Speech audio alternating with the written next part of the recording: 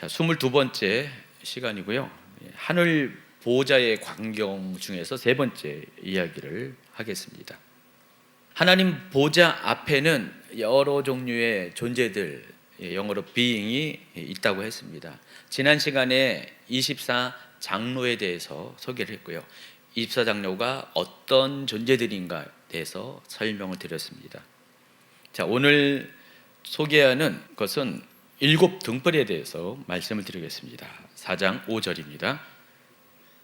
보좌로부터 번개와 음성과 우레소리가 나고 보좌 앞에 켠 등불이 7이 있는데 이는 하나님의 7 영이라. 보좌 앞에 등불 7이 있다고 그랬어요. 그것도 켜놓은 등불 7이 있다고 말씀을 하고 있습니다. 그리고 그 켜놓은 7 등불에 대해서 설명이 있습니다. 이는 하나님의 7 영이다 라고 있습니다. 자, 먼저 알아야 될 것이 여기서 말하는 이 등불은 무엇을 가리키냐.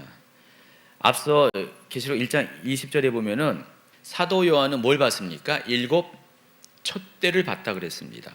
근데 7 촛대는 무엇을 의미한다 그랬습니까? 20절에 7 교회라 그랬습니다.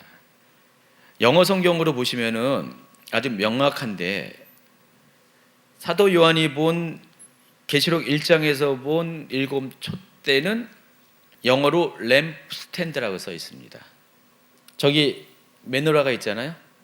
저 메노라가 있는데 저 불 켜진 거 밑에 있는 스탠드, 저 금색으로 된 게, 저게 여기 말하는 촛대입니다. 7개의 촛대입니다. 헬라어로 리크니아라고 부르는데, 저거는 불이 없는 상태에 등잔대를 올려놓는 그 밑에 부분, 촛대를 말합니다. 사도 요한은 그 7 촛대가 바로 7 교회라고 여기 소개를 하고 있고요.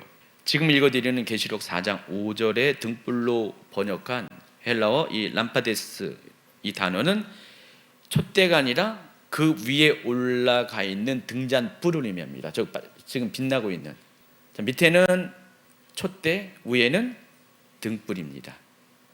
지금 뭘 봤다고요? 밑에 거 본 게 아니라 위에 있는 저 빛나는 등불을 지금 보았다고 말씀을 하고 있습니다. 그래서 7개를 상징하는 7 촛대는 불은 없어요. 사도 요한이 1장에서 본 7 촛대에는 불이 없는 겁니다. 근데 어떤 데는 불 표시도 했는데 그 자체로만은 불이 있는 건 아니에요. 근데 하나님 보좌 앞에 있는 7 등불은 활성화돼서 타고 있는 불까지 포함되어 있는 것입니다. 그게 1장과 4장의 차이점이라는 것입니다. 그런데 계시록은 그 7 등불을 가리켜서 하나님의 7 영이라고 했어요. 자, 1장 4절에도 요한은 아시아에 있는 7 교회에 편지하노니 이제도 계시고 전에도 계셨고 장차 오실 이시며 그의 보좌 앞에 있는 7 영이라고 이야기를 했어요. 그러니까 하나님의 영을 가리켜서, 여러분이 알고 있는 성령을 가리켜서 뭐라고 했습니까? 7 영이라고 소개를 합니다. 그러면 이사야도요, 이사야 11장 1절 2절을 쭉 보면은요, 2절을 보시면 그의 위에 여호와의 영, 곧 지혜와 성명의 영이요 모략과 재능의 영이요 지식과 여호와를 경외하는 영이 강림하시리니 하면서 하나님의 영을 가리켜서 7개의 영으로 소개를 하고 있습니다. 그러니까 계시록도 그렇고 이사야도 그렇고 하나님의 영을 7 영으로 소개를 하고 있습니다. 여러분, 7이라는 숫자가 뭘 의미하는지 다 아시죠? 완전수를 의미합니다. 여기까지는 여러분 다 알고 있어요. 하나님의 영이 7 영이다라는 것은 하나님의 영의 성령의 완전성을 의미하는 것이다 라고 여러분이 그 정도까지는 알고 있습니다. 하나님의 영이 숫자적으로 7개일까요? 여러분, 하나님이 삼위일체라고 하잖아요. 그러니까 위격은 아버지, 아들, 또 성령, 이렇게 세 위격이 있지만은 하나님 따로, 예수님 따로, 아들 따로, 또 성령 따로 다른 존재는 아니잖아요. 한 분, 두 분, 세 분이 아니란 뜻이에요. 한 분이에요, 한 분. 하나님은 한 분이신데 하나님의 위격이 아버지로서, 또 아들로서, 또 성령으로서 존재하고 계시는 거예요. 마찬가지로 이 하나님의 영, 7 영도 그런 식으로 우리가 이해를 해야 된다는 것입니다. 삼위일체 하나님을 이해하는 방식으로 하나님의 영도 일곱 영도 그와 같은 방식으로 이해를 해야 된다는 것입니다. 그래서 여기서 일곱 영이 의미하는 것은 하나님의 영의 완전성을 의미합니다. 그러니까 하나님의 영, 성령은 완전한 성령이십니다. 그것을 이야기하는 것입니다. 그래서 이사야가 말하고자 하는 이 의도는 성령의 일곱 가지, 저의 표현이에요. 저의 표현 방식에 의하면 성령의 일곱 가지 특성 또는 역할을 의미하는 것으로 여러분이 이해하시기 바랍니다. 한 분이신 성령님께서, 또 그 성령님은 또 아버지와 아들과도 한 분이시잖아요. 근데 그 성령님께서 일곱 가지 특성을 가지고, 역할을 가지고 존재하시다는 것입니다. 그래서 하나님의 영, 성령은 기본적으로 여호와의 영이시고, 지혜의 영이시고, 총명의 영이시고, 재능의 영이시고, 모략의 영이시고, 지식의 영이시고, 여호와를 경외하는 영, 이게 이사야 11장 2절의 의미라는 것입니다. 하나님의 영은, 성령은 기본적으로 하나님의 여호와의 영이십니다. 그러면서 어떨 때는 지혜의 영으로서 역할을 하시고, 어떨 때는 총명의 영으로, 자, 그와 같은 방식으로 역할을 감당하신다는 것입니다. 그래서 이 같은 하나님의 영의 특징을 시각적으로 잘 표현하는 것이 성막 안에 있는 메노라입니다. 출애굽기 37장 17, 18절. 그가 또 순금으로 등잔대를 만들 때 그것을 쳐서 만들었으니 그 밑판과 줄기와 장과 꽃받침과 꽃이 그것과 한 덩이가 되었고, 가지 여섯이 그 곁에서 나왔으니 곧 등잔대의 세 가지는 저쪽으로 나왔고 등잔대의 세 가지는 이쪽으로 나왔으며. 그럼 이 등잔대, 히브리어로 메노라라고 부르는 저거입니다.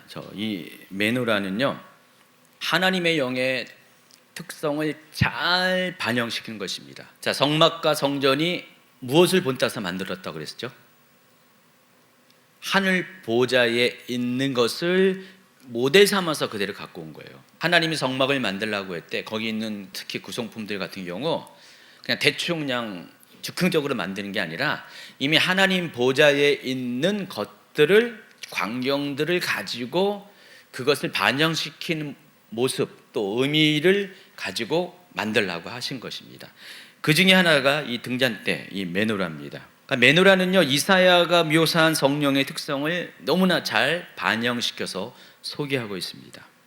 하나님께서는 하늘에 있는 일곱 영을 모형으로 이 땅의 성막과 성전에서도 그것을 상징하는 메노라를 만들라고 하신 것입니다. 제가 그 9번 그림에 이렇게 쭉 이렇게 소개한 게 지금 이게 현실 가운데 성막 안에 있는 메노라의 그림입니다. 이 메노라의 모습이 바로 하나님 보좌 앞에서부터 그대로 온 거라는 것입니다.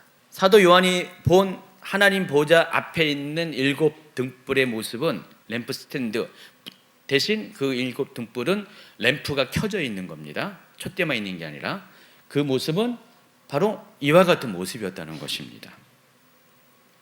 그래서 이 메노라는 하나님의 영의 특성을 반영해서 다음과 같은 방식으로 만듭니다. 먼저 17, 18절에 보니까 순금으로 등잔대를 만들라고 했고요, 그것을 쳐서 만들라고 했습니다.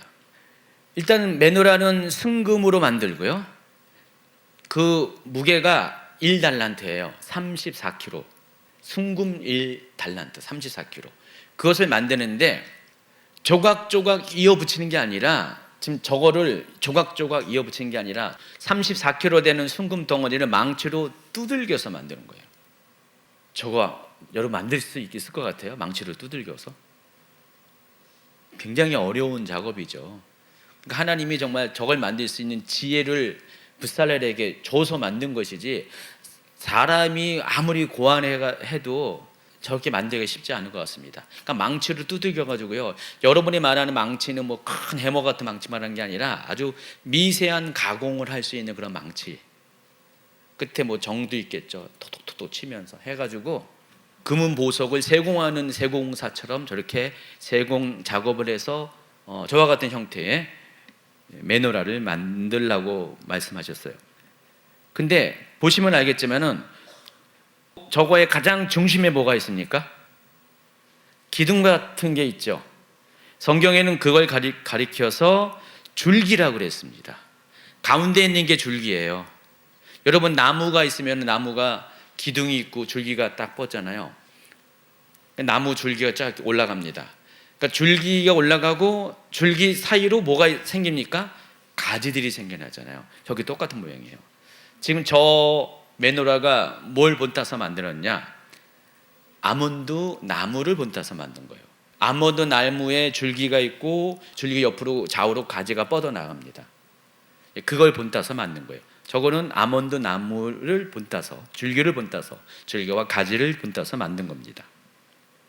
그래서 가지 6이 줄기에서 나왔는데 각각 좌쪽에 3가지, 오른쪽에 3가지, 좌우로 3개씩 6개의 가지가 나와 있습니다.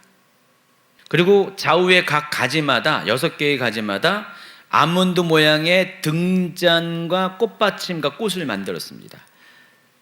출애굽기 37장 19절. 이쪽 가지에 살구꽃 형상의 잔색과 꽃받침과 꽃이 있고 저쪽 가지에 살구꽃 형상의 잔색과 꽃받침과 꽃이 있어 등잔대에서 나온 가지 6이 그러하며. 자, 13번 슬라이드 보시면은요, 아몬드 나무 저렇게 생겼어요. 우리나라 벚꽃하고 정말 비슷하죠? 대신 벚꽃보다는 좀 커요. 왕벚꽃보다 좀 큰 것 같아요. 저 모양을 본따서 저렇게 그 메노라의 각 가지마다 꽃 모양의, 위에 보면 꽃 모양이죠. 꽃 모양으로 만들고 그 중간에 보면은 잎사귀 모양으로, 꽃잎이죠, 꽃잎 모양으로, 꽃받침 모양으로 저렇게 중간에 있게 만들었습니다.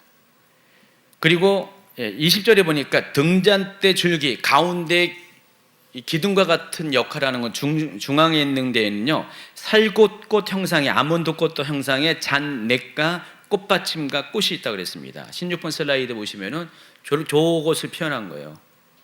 저기에는 표현이 제대로 안 돼 있잖아요. 근데 원래 저렇게 이 사진에 있는 게 정상입니다. 나중에 상담실 한번 들어가실 때 이렇게 생긴 모양의 제대로 된 성경대로 만든 좀 꽃잎과 꽃받침 그 형상으로 잘 표현한 메노라를 한번 상담실 가서 한번 확인해 보세요. 그리고 또 이 메노라의 특징은요, 줄기에서 뻗어나온 좌우의 3개의 각각의 가지들, 모두 6개의 가지가 좌우의 가지마다 줄기와 연결되게 만들었습니다. 21절에 보니까 등잔대에서 나온 가지 6을 위하여는 꽃받침이 있게 하였으되 2가지 아래에 한 꽃받침이 있어 줄기와 연결하였고 라고 했습니다. 저기 보시면은 18번 슬라이드 보시면은 저 얘기를 하는 겁니다. 아까 줄기에 4개의 꽃받침이 있다고 그랬죠. 꽃 모양의 받침이 있다고 했죠. 거기마다 좌우의 양쪽의 그 가지들을 거길 통해서, 꽃받침을 통해서 서로 이어 붙였다는 것입니다. 그리고 중심에 있는 줄기의 등잔불을, 저 가운데 있는 불을 켜고요. 불을 켤 때 우리도 저거 담당하시는 분이 성경대로 하면은요, 왼쪽부터 쭉 7개 착착착 순서대로 넣는 게 아니라 원래 성경대로 하면 가운데에 불을 올려놓고요.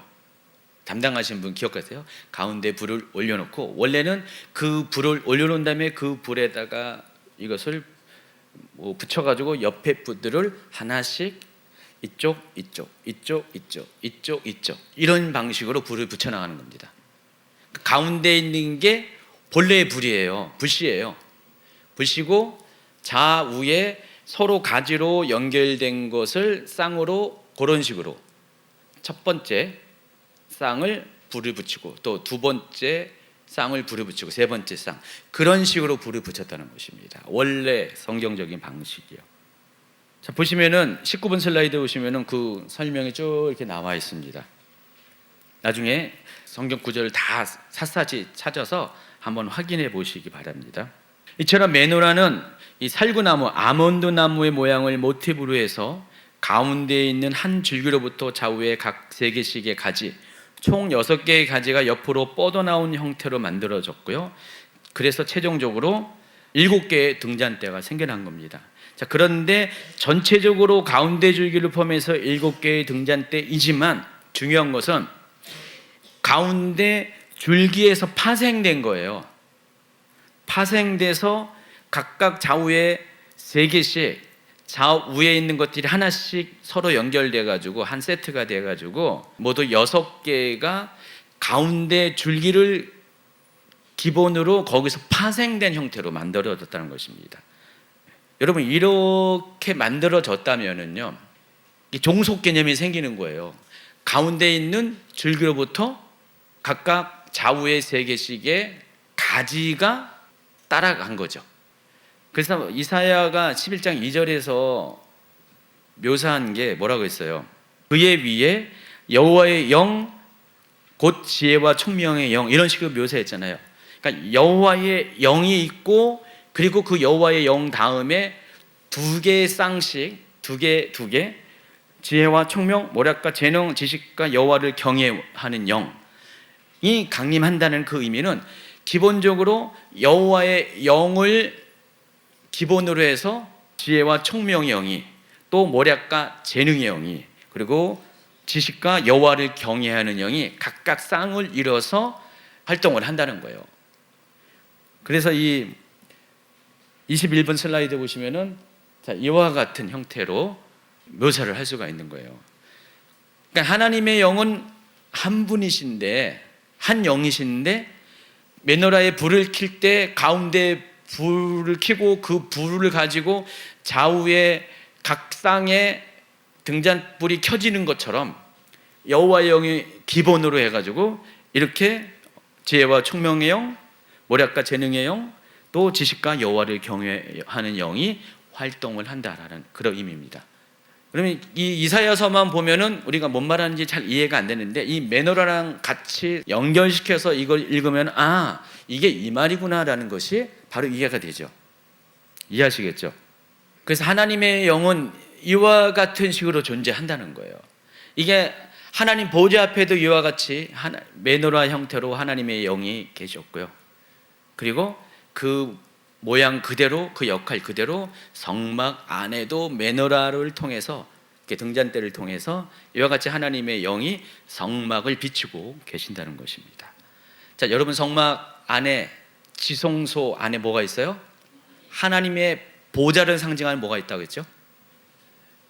긍휼의 자리가 있다고 했죠. 속죄소, 시은소가 있죠. 그 긍휼의 자리 앞쪽으로, 물론 휘장이 있고 그 휘장 바깥에 같은 성소 안에, 크게 보면 같은 성소 안에 그 앞에 바로 이 메노라가 있는 거예요.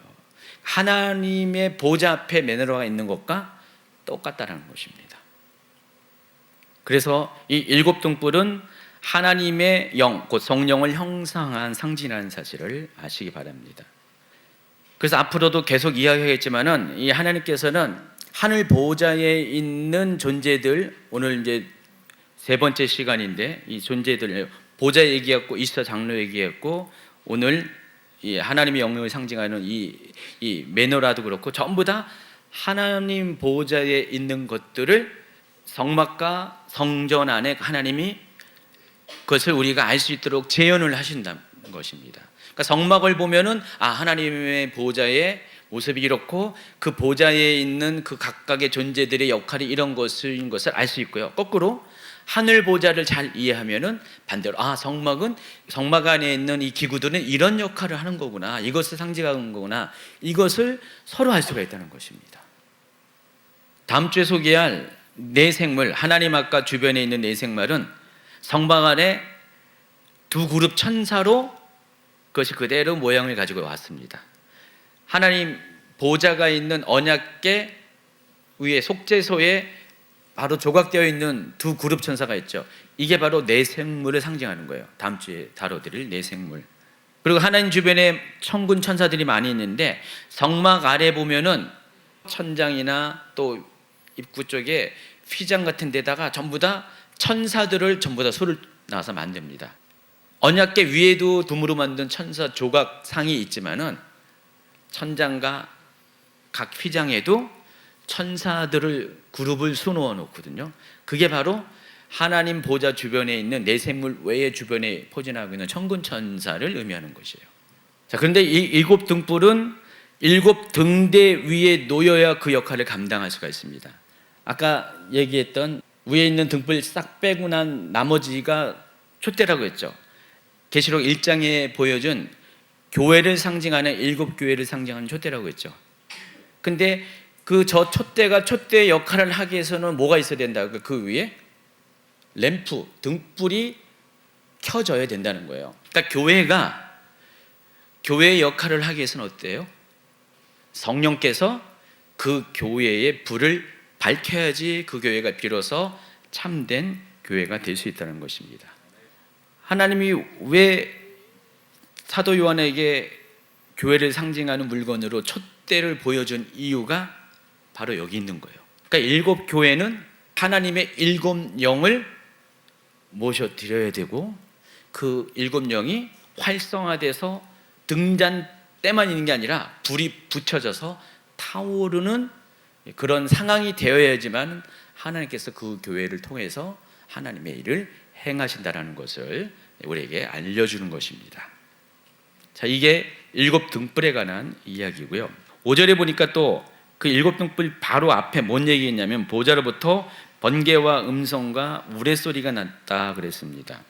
계시록에는 하나님의 임재가 있을 때마다 이와 같은 표현들이 어떨 때는 5개를 다 서용하고 어떨 때는 3개, 4개가 등장하는 이런 장면들이 몇 군데서 나오는데 계시록 8장 5절 한번 읽어주세요. 천사가 향로를 가지고 제단의 불을 담아다가 땅에 쏟음에 우레야 음성과 번개와 지진이 나더라. 계시록 11장 19절. 이에 하늘에 있는 하나님의 성전이 열리니 성전 안에 하나님의 언약궤가 보이며 또 번개와 음성들과 우레야 지진과 큰 우박이 있더라. 계시록 16장 17, 18절. 7째 천사가 그 대접을 공중에 쏟음에 큰 음성이 성전에서 보좌로부터 나서 이르되 되었다 하시니 번개와 음성들과 우레소리가 있고 또 큰 지진이 있어 얼마나 큰지 사람이 땅에 있어 온 이래로 이같이 큰 지진이 없었더라.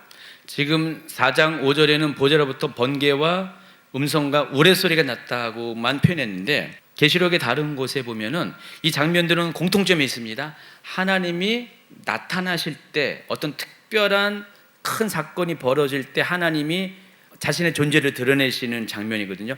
그때마다 하나님이 자신의 존재를 드러날 때마다 이렇게 우레, 음성, 번개, 지진 또 11장 19절에는 큰 우박까지 나타내 보이시는 장면이 여기 소개가 되고 있습니다. 이 5가지는 그래서 하나님이 임재하실 때 나타나는 외적인 현상이에요. 자, 그런데 이게요 하늘에서만 그런 게 아니라 하늘 보좌에서만 그런 게 아니라 이 땅에서도 동일한 일들이 구약 성경에 보니까 하나님이 임재하실 때 그와 같은 현상들이 나타나는 사실을 우리가 여기저기서 확인할 수가 있습니다. 출애굽기 19장도 그렇고 욥기 37장 또 시편 18장 보세요.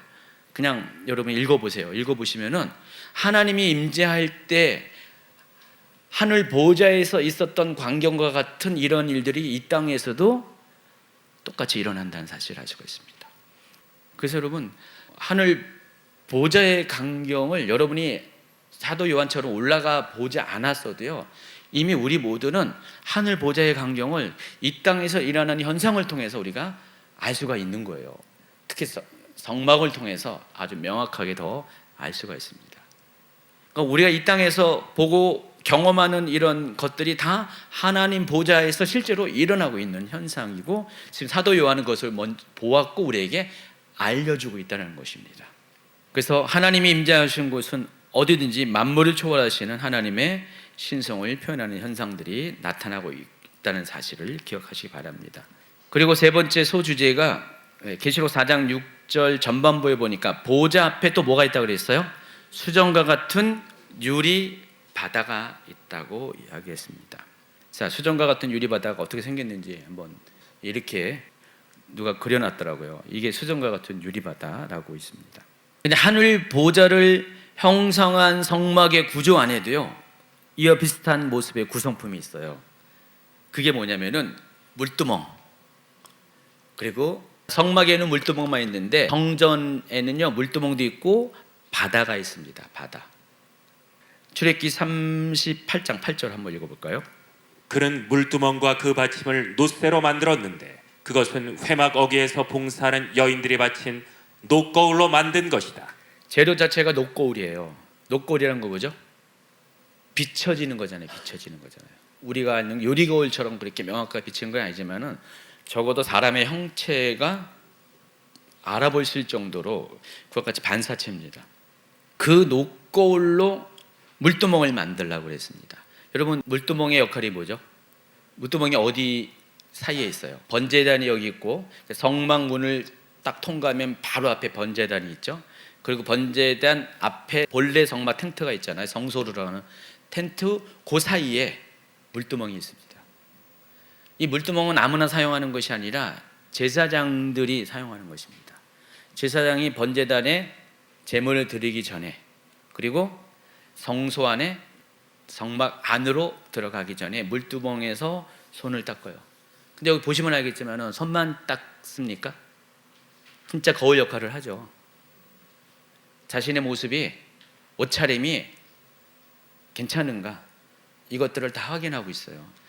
이렇게 비춰지는 녹거울과 같은 재질로 만든 거기에 물을 채워놨으니까 보면서 마치 우리가 맑은 시냇물에 위에서 내려다보면 자기 얼굴이, 형체가 비치는 것처럼 이렇게 비치는 목적으로 썼습니다. 그래서 이 물두멍이 번제단과 성막 사이에 중간에 있는 이유는 하나님 앞으로 갈 때 어떻게 해요? 내 행위의 손을 씻고 그리고 내 모습을 한번 확인하는 의미에서 이와 같은 곳에 물두멍이 있습니다. 성전 시대에 가면은요 10개의 물두멍을 제조해서 사용해서, 성막일 때는 1개의 물두멍인데 저기 보시면 10개의 물두멍이 있고요. 이것 외에 열왕기상 7장 23절 읽어주세요. 그 다음에 후람은 노새를 부어서 바다 모양 물통을 만들었는데 그 바다 모양 물통은 지름이 10자, 높이가 5자, 둘레가 30자이고 둥근 모양을 한 물통이었다. 지름이 10자라면 이게 한 자가 큐빗을 말하는 거니까 45.6cm니까 지름이 4m 56cm, 4m가 넘어요. 4m면 한 이 정도죠. 굉장히 큰 거예요. 둘레가 30자니까 한 15m, 빙 둘레, 원 둘레가 15m입니다.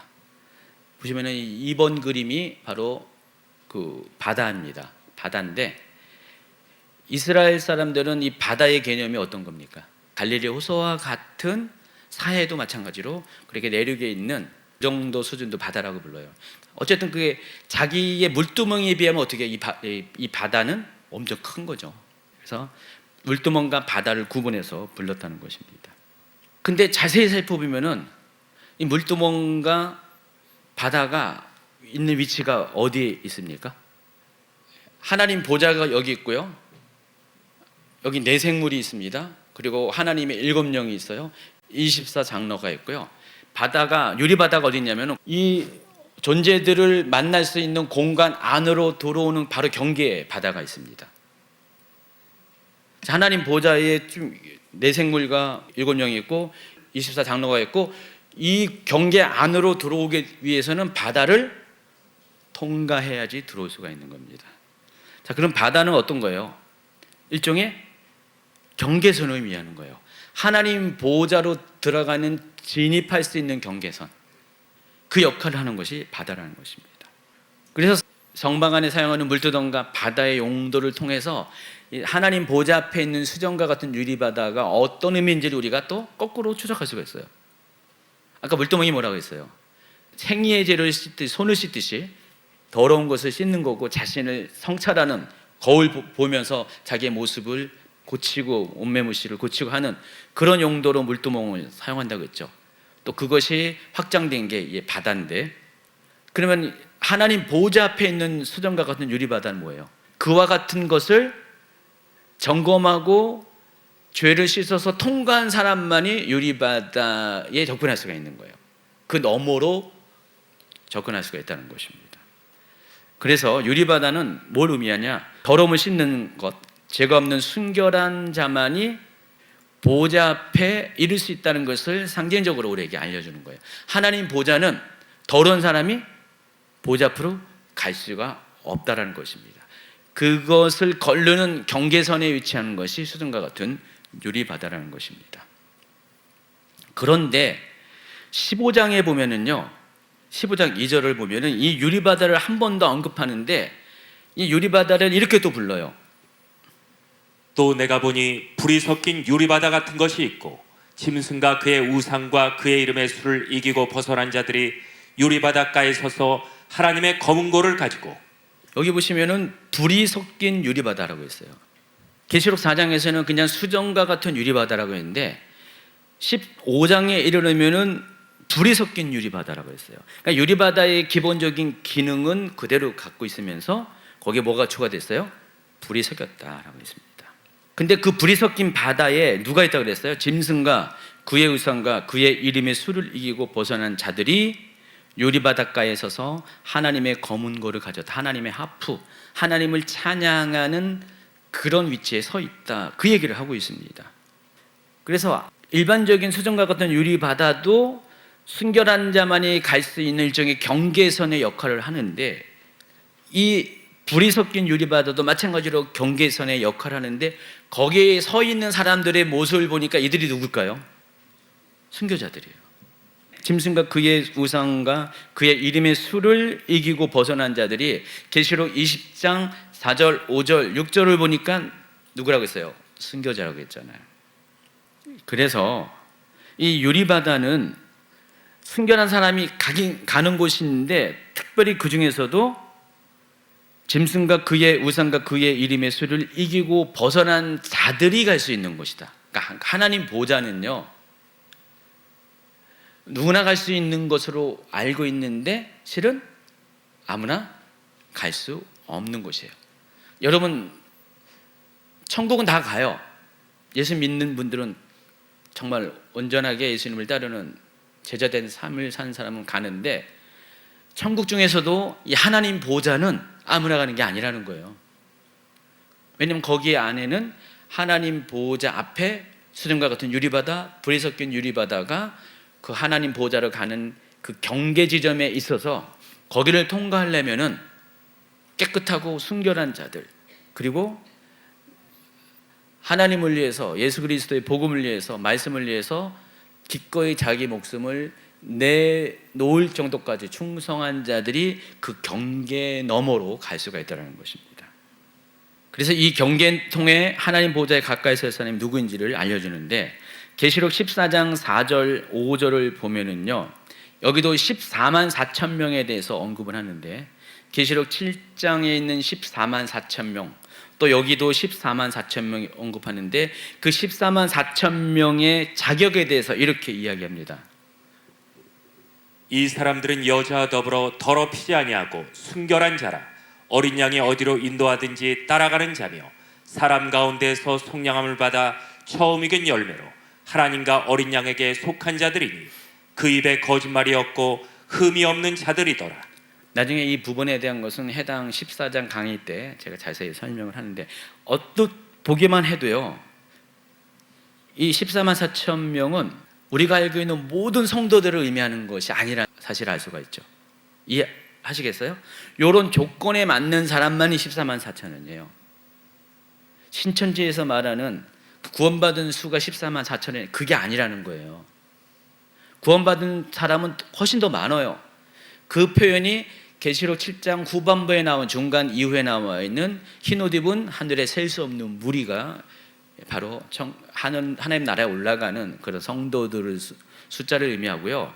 그 앞에 나오는 이 14만 4천은 이 계시록 14장에 나온 14만 4천과 같은 맥락으로서 이와 같은 조건에 맞는 사람들을 14만 4천이라고 부른 거예요. 그렇다고 14만 4천이 숫자적으로 14만 4천이 아니라 14만 4천이 상징하는 의미가 있는 건데, 그 상징성의 계시록 7장의 숫자 개념을 통해서 이런 사람이 어떤 의미라는 것을 또 거기서 보충적으로 설명합니다. 근데 이 내용만 봐더라도 어쨌든 간에 순결한 자라는 거예요. 그리고 어린 양이신 예수 그리스도가 인도하면 어든지 따라가는 사람이라고 했습니다. 사람 가운데서 속량함을 받아서 처음 익은 열매가 됐다. 여러분, 성경에서 처음 익은 열매는요, 첫 열매라고 하잖아요. 예수님도 부활의 첫 열매라고 했잖아요. 여러분, 11조를 할 때 그 11조가 어떤 의미입니까? 첫 열매잖아요. 그래서 이 첫 열매라는 것은 순서적으로만 첫 번째라는 의미가 아니라, 그 뒤에 따르는 모든 이들을 대표하는 대표성을 갖고 있어요. 여러분, 하나님께 11조를 왜 하냐면은 하나님이 앞으로 여러분에게 많은 것들을 축복을 통해서 여러분의 많은 물질을 공급해 줄 거예요. 그것을 대표하는 의미로서 하나님께 드리게 되면은, 내가 하나님께 첫 열매를 드리면 하나님이 그 첫 열매를 보시고 그것을 기준으로 따라오는 앞으로 하나님이 주시는 공급들을 계속해서 책임지고 보장해서 주시겠다는 약속이에요. 첫 아들을 드리면 어떻게 됩니까? 하나님이 그 첫 아들을 드림으로 해서 첫 소생은 하나님 거라고 했잖아요. 그 뒤에 나오는 모든 것들을 그게 자녀라면 자녀고 가축이면 가축이고 또 뭐 곡물과 같은 열매와 같은 소산이면 다 그것을 너희들이 가질 수 있는 권한과 자격을 주시겠다라는 그런 의미거든요. 자, 근데 여기서 나와는 사람 가운데서 성장함을 받아 처음 익은 열매는 뭘까요? 지금 예수 믿고 구원받고 하나님 나라에 들어가는 사람들을 대표하는 사람이에요. 대표성을 가진 사람을 말하는 것입니다. 근데 대표는 아무나 하는 것이 아니라 계시록 20장 4절, 5절, 6절과 연결하면은 그만큼의 대가를 치른 자만이 이것을 대표할 수 있는 사람이 되는 거예요. 계시록 7장과 14장과 20장은 다 서로 연결되는 거예요. 그래서 하나님과 어린 양에게 속한 자들이다. 또 그 입에 거짓말이 없고 흠이 없는 자들이다. 부대적으로 설명이 나옵니다. 결국은 천국에는 많은 사람이 갈 수 있지만은 하나님 보호자 앞에는 아무나 가는 것이 아니라는 사실을 알 수가 있습니다. 이렇게 14만 4천과 같이 불이 섞인 유리바다를 통과할 수 있는 자격을 갖춘 자만이 그 유리바다 경계를 넘어서 하나님 보호자 앞에 일 수가 있다는 사실을 알 수가 있습니다. 오늘 계시록 4장 5절 그리고 6절 초반부는 이와 같은 내용을 가지고 하나님 보호자의 이 광경의 모습을 통해서 하나님께서 우리에게 어떻게 하나님의 영이신 성령님을 이해할 수 있는지, 또 하나님의 임재가 있을 때 나타나는 그 5가지의 표징과 같은 현상을 통해서 하나님이 임재할 때에 이 땅에서 일어나는 것을 통해서 하나님의 임재를 어떻게 우리가 느낄 수 있는지, 그리고 마지막으로 이 유리바다를 통해서 성막 안에서 사용하는 이 물두멍과 또 바다라고 불리우는 하늘에 있는 그 수정과 같은 유리바다, 그리고 불이 섞인 유리바다를 통해서 우리가 하나님 보호자에 이르기 위해서는 어떻게 어떤 모습으로 서 있어야 되는지를 우리에게 알려주고 있다는 것입니다. 그동안 여러분이 그냥 이거 그냥 쑥 지나갔을 거예요. 아마 깊이 연구하지 않고 생각 안 해봤는데 하나님 보호자 앞에 있는 이 광경도는 이와 같은 아주 깊은 의미가 있다는 사실을 아시기 바랍니다.